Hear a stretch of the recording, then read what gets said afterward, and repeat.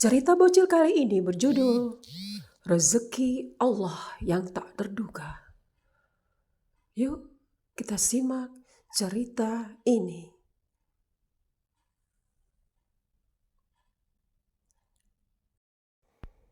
Saat sedang berjalan kaki menuju pulang, Dimas dikejutkan oleh teriakan Johnny. "Hei, anak toko sayur!" Dan benar saja, saat ia menoleh di belakangnya, sudah berdiri dengan angkuhnya Johnny, Egy, dan Tony. Ketiga anak itu cengar-cengir menatapnya yang tampak kaget. "Kenapa?" "Mau beli kok sayur kangkung." Ha, ketawa. Johnny dan Tony ikut terbahak. "Beli aja di ibuku," saut Dimas polos. Ketiga anak bengal itu semakin ngakak. "Kok ketawa sih? Dasar bego, ngapain beli sayur sama ibu lo? Kita kan bisa beli di mall," kos Johnny dengan berlagak. Barulah Dimas sadar kalau ketiga temannya itu hanya meledek dirinya. Ia pun membalikkan badan dan meneruskan perjalanan pulang. "Siapa suruh pergi?" Egy dan Johnny menghadang jalan Dimas. Anak itu menarik kerah bajunya dan membuatnya tersungkur, dan seragam putihnya jadi kotor. Jadi Dimas berbangkit, sepatu mahalnya Johnny mendarat di wajahnya. "Apa kok aku di suka-suka gue?" Ketika Johnny mau memukul wajah Dimas lagi, ada mobil kepala sekolah lewat.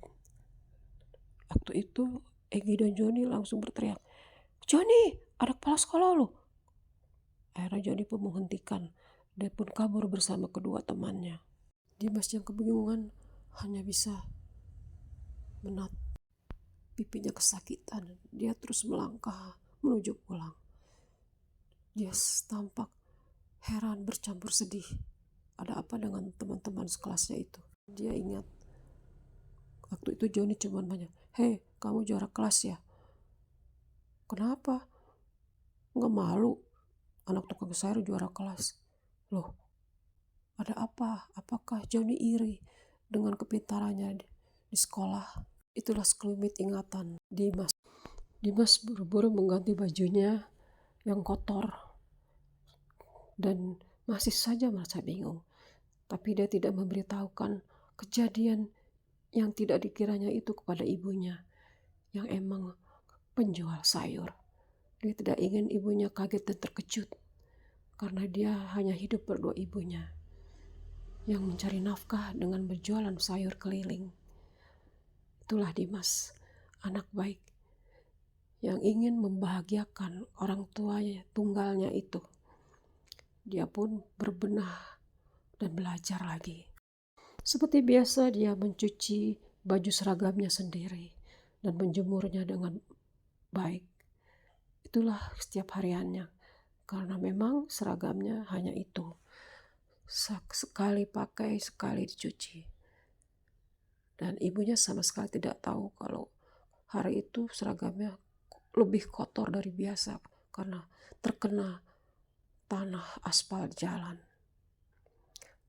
Dimas benar-benar ingin menjaga perasaan ibunya. Dimas memang anak yang berbakti. Dia tak banyak menuntut pada sang ibu. Bisa makan sehari saja sudah bersyukur. Dimas adalah anak yang paling pintar di kelasnya. Sejak kelas 1 dulu, dia selalu ranking 1. Karena itu orang tuanya sangat sayang kalau dia sampai berhenti sekolah. Mereka mengusahakan agar Dimas tetap melanjutkan sekolahnya. Dengan itu dia sangat diperhatikan oleh gurunya selalu.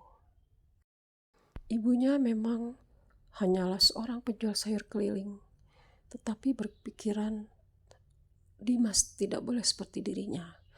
Karena itu tanpa lelah dia mencari nafkah, menggantikan posisi almarhum ayah Dimas yang telah tiada karena setahun yang lalu berpulang karena suatu kecelakaan saat dia bekerja berkeliling di jalan raya. Untuk itu ibunya pun berhati-hati sekali saat sedang menjalankan dagangannya. Bila waktunya senggang, Dimas pun membantu sang ibu ikut berjualan keliling. Dan bila dia sedang sekolah, dia pulang sendiri dan mengerjakan sesuatu ya sendiri tanpa bantuan sang ibu. Karena ibunya amat sayang padanya. Karena anak itu rajin dan suka membantunya. Walaupun ibunya melarang, kamu belajar saja di rumah, tidak usah bantu ibu dagang. Nggak apa-apa bu, hari ini aku sudah bikin PR kok. Dan sekarang kan ada waktu senggang. Ada anak baru beberapa waktu yang lalu masuk ke kelas Dimas. Joni namanya. Dengar-dengar dia anak orang berada yang sering-sering berpindah sekolah. Awalnya Dimas biasa saja melihat dia. Tapi Joni terlihat menyebalkan setelah beberapa minggu berlalu. Anak itu dengan gaya angkuh menegurnya. Lo Dimas? Iya, so Dimas. Dengar-dengar lo anak tukang sayur ya? Iya, kenapa? Joni ketawa, diikuti oleh dua temannya, Egi dan Tony. Gak malu? Masa tukang sayur, anak tukang sayur? Dia sejam saja. Dia berlalu. Dia memang tidak akrab dengan Egi dan Tony, yang dikenal agak nakal. Kini, dia sama Joni. Wah, tampaknya anak itu lebih bengal.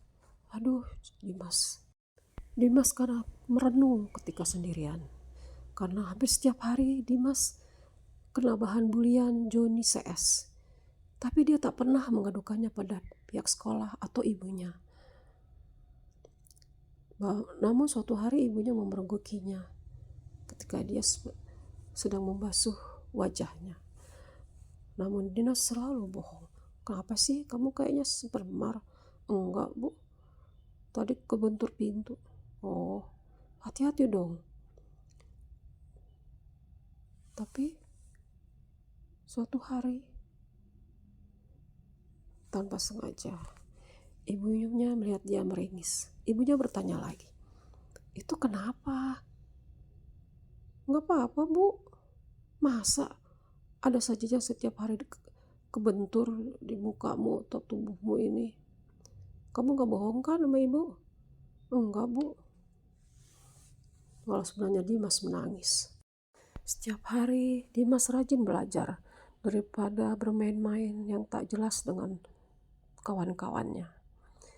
Dan ibunya bila tidak berjualan menemaninya belajar. Anak itu memang sangat serius bila sudah belajar. Tak heran kalau dia selalu ranking di kelas. Ibunya amat bangga padanya. Itulah Dimas. Lagi-lagi ibunya melihat ada lecet di wajahnya. Dimas, kenapa nggak apa-apa, Mat? Kamu tuh jalannya gimana sih? Kok bisa lecet begini? Kena apa ini? Seperti pukulan. Enggak bu, nggak apa-apa. Ibu nggak usah bingung, nggak usah panik ya. Dimas nggak apa-apa bu. Pokoknya Dimas akan sekolah yang rajin dan belajar terus deh, biar ibu bangga ya bu. Dimas. Kenapa sih kamu? Sepertinya ada yang kamu sembunyikan. Enggak kok bu. Dimas paham. Ia dan ibunya hanyalah orang miskin. Sementara yang membulinya itu dari kolam berada. Terlebih si Joni. Diketahuinya merupakan anak dari seorang pejabat dari Pemda setempat. Dengar-dengar dia sering berpindah-pindah sekolah karena selalu ada saja masalah yang dibuatnya. Dimas memilih mendustai sang ibu agar ibunya tidak panik dan sedih. Tetapi pada suatu hari ada kabar yang viral di media sosial yang dilihat oleh orang-orang yang tak kenal. Entah bagaimana, sepertinya ada seseorang yang memvideokan kala Dimas dibully oleh Joni CS. Dan akhirnya berita yang di medsos itu pun gempar, membuat hal-hal yang tak diinginkan diketahui. Sekolah Dimas didatangi oleh dari Dinas Pendidikan yang amat menunjukkan pihak sekolah, terutama kepala sekolah, untuk bertemu Dimas dan Joni CS. Kepala sekolah sendiri heran, ada apa? Dia rupanya orang yang jarang melihat medsos, sehingga tidak mengetahui apa yang sebenarnya terjadi dengan salah satu muridnya. Memang Dimas dan ibunya tidak memiliki handphone, apalagi wifi. Karena itu dia tidak mengetahui sama sekali kalau pembulian dirinya itu viral dan membuat heboh dunia maya. Akhirnya kepala sekolah memanggil ketiga anak-anak bengal, Johnny, Egi, dan Tony, dan memperingatinya. Demikian juga dengan Dimas dan ibunya untuk datang ke kantor kepala sekolah. Saat itu Dimas bingung karena mengapa ibunya bisa ada di sekolah. Dia sama sekali tidak mengetahui. Tetapi ada kabar gembira bagi Dimas.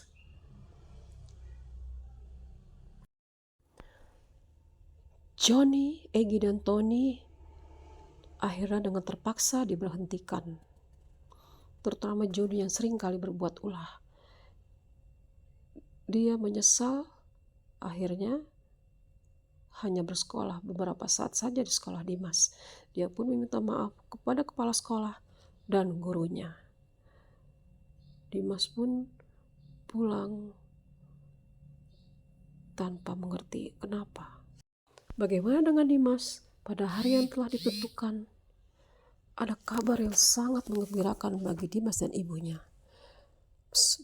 Banyak donasi untuk Dimas dan pihak dinas pendidikan menghadiahkannya Dimas sekolah hingga sarjana.